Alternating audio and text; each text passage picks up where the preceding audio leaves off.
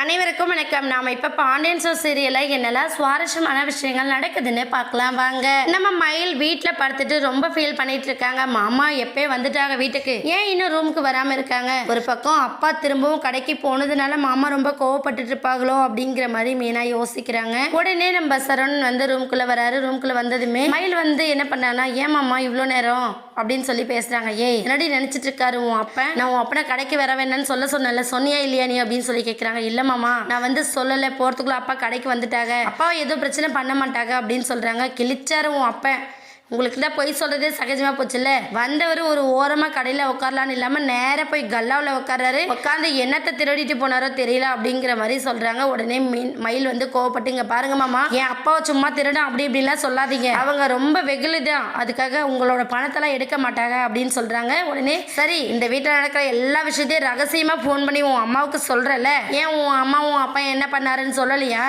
வந்தவர் ஒரு மாதத்துக்கு தேவையான மளிகை மொத்தத்தையும் இங்கேருந்து எடுத்துகிட்டு போகிறாரு, வெக்கமா இல்லை கொஞ்சம் கூட அவருக்கு அப்படின்னு சொல்லி நம்ம சரவணன் ஒரு பக்கம் ரொம்ப ஆஷா பேசுறாரு. உடனே மயில் வந்து, இங்க பாருங்க அப்பா அப்படி சொல்லாதீங்க, இதுவே நாங்க கடை வச்சிருந்தா உங்களுக்கு தேவையான மொத்த மளிகையும் மாசம் மாசம் அனுப்பி விட்டுருப்போம், ஏதோ உரிமையில எடுத்துட்டாரு, இதுக்கப்புறம் எடுக்க மாட்டாரு, பச்சை தண்ணி கூட குடிக்க மாட்டாரு, நான் பாத்துக்கிறேன் அப்படின்னு சொல்லிட்டு மயில் ஒரு பக்கம் சொல்லிடுறாங்க. இன்னொரு பக்கம் பாண்டியன் வராரு. பாண்டியன் வர நேரத்துல நம்ம கோமதி, சுகன்யா, பழனி எல்லாருமே உட்காந்து சாப்பிட்டுட்டு இருக்காங்க. அந்த டைம்ல ஏன் இவ்வளோ நேரம் சாப்பிடாம இருந்த, கடையில் லோடு வந்திருக்கு அப்படின்னு சொன்னதுமே பழனி வந்து கிளம்பி போயிடுறாங்க.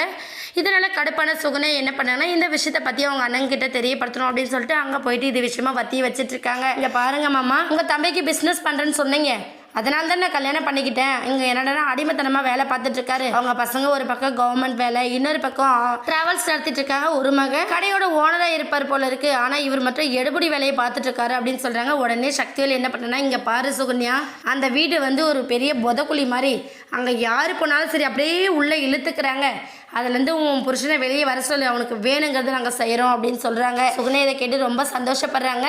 இந்த சந்தோஷத்தால் கண்டிப்பாக பாண்டியனோட குடும்பத்துக்குள்ளே பிரிவை ஏற்படுத்துறதுக்கான எல்லா வழியும் நம்ம சுகன்யா பார்க்க போகிறாங்க. வெயிட் பண்ணி பார்க்கலாம். இந்த வீடியோ உங்களுக்கு பிடிச்சிருந்தா மறக்காமல் நம்ம சேனலை சப்ஸ்கிரைப் பண்ணுங்கள். தேங்க்யூ.